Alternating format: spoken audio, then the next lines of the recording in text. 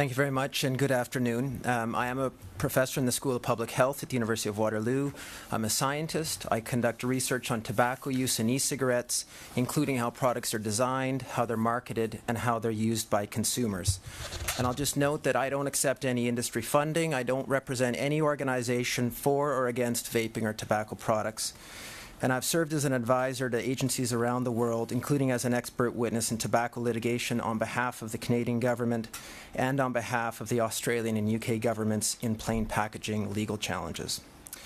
Overall, it's my opinion that the measures in Bill S5 have the potential to advance public health in Canada. In particular, the proposal to implement plain packaging would enhance tobacco marketing restrictions. And I've been following the hearings over the past week, and I admit to being somewhat alarmed about some of the misinformation on plain packaging, in particular, the impact of plain packaging in Australia.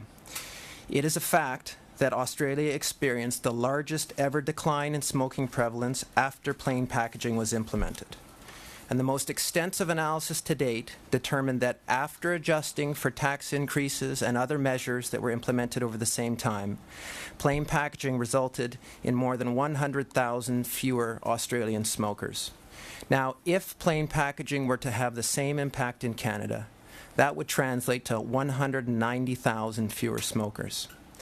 The scientific evidence on plain packaging includes close to 100 published scientific studies which are consistent with the Australian data.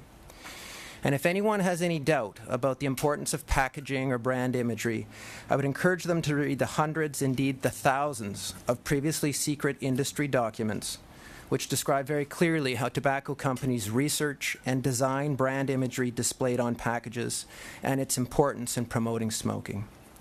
The evidence is clear. Cigarettes in plain packaging are less appealing to try. They increase perceptions of risk, and they enhance the impact of health warnings. That's not only the opinion of the scientific community, it's also been established in legal rulings from the British High Court and the High Court of Australia. And I'd like to address some misinformation presented to this committee about plain packaging and illicit tobacco. There are a range of different information sources on illicit tobacco in Australia, including data from the Australian Customs and Border Protection Services.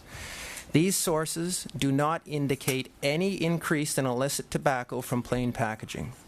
In fact, there's only one source that suggests that plain packaging has increased illicit tobacco, and that's the tobacco companies. The numbers presented to this committee by tobacco companies are from a study paid for by the companies and prepared by KPMG. What you've not been told is that due to the methodology used, KPMG has explicitly warned against using these numbers as an indicator of illicit tobacco in Australia. In fact, a partner at KPMG actually wrote to the UK Minister of Public Health stating that the numbers were being misrepresented to oppose plain packaging. The companies have told you that plain packaging makes it easier to counterfeit packs. You are not told that KPMG examined more than 12,000 used cigarette packages over a 3-year period after plain packaging was implemented. And they concluded that, quote, no evidence of counterfeit plain packaging cigarettes.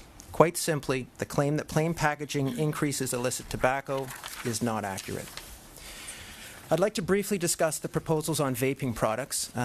Like you heard from Dr. Britton and in other testimony to this committee, I think you've heard an emerging consensus that smokers should have access to vaporized nicotine products. I strongly support this position. Virtually all of the 5 million Canadians who smoke wish to stop, and vaporized products will help some of them to do so. However, I do have serious concerns about the extensive level of advertising allowed under the bill. While the bill seeks to prevent advertising that would appeal to youth, this distinction will be far more apparent in the Act than in real life. It would be naive for us to assume that adult-oriented advertising will not increase the appeal of vaping products among youth, and bans on youth-oriented advertising are very difficult to enforce. There's little doubt that the advertising allowed in the bill would increase the use of vaping products. The question is whether it will increase the types of use that benefit public health. E-cigarettes are used for many reasons. Only one of them results in public health benefit, and that is use by smokers who are trying to quit. In my opinion, smokers do not require lifestyle advertisements to encourage them to switch. Most smokers switch not because vaping is glamorous, sexy, or fun, but because they are addicted to nicotine and they don't want to die from smoking. The only lifestyle worth promoting through advertising of vaping products is a non-smoking lifestyle. Ironically, this is one of the types of advertising that would not be allowed. Bill S-5 prohibits advertising vaping products in a way that suggests their use would have a health benefit or comparing the health effects of vaping and tobacco products. That's a problem. It's a problem if the goal is to target smokers. Then that means being able to say that vaping products are harmful but less harmful than smoking. On the other hand, the bill would permit vaping products to be promoted in ways that are likely to have little or no public health benefit. For fun, because it tastes good, or because it's convenient for times when you can't smoke. Finally, a quick note about flavors. I've struggled to understand the rationale for prohibiting the promotion of child-friendly flavors, but not the flavors themselves. If the premise is that these flavors preferentially target youth, which is indeed the case, then they should be prohibited outright. Smokers do not need cotton candy and peanut butter and jam flavored nicotine to stop smoking. In conclusion, it's my opinion that vaping products should not be promoted at all through lifestyle advertising, and advertising should not appear on TV, radio, or other major channels. Restrictions on advertising should be similar to tobacco products, at least for the time being. Now, vaporized products can still be incentivized over smoked products through other means, through lower taxation prices, differential health warnings, packaging, etc.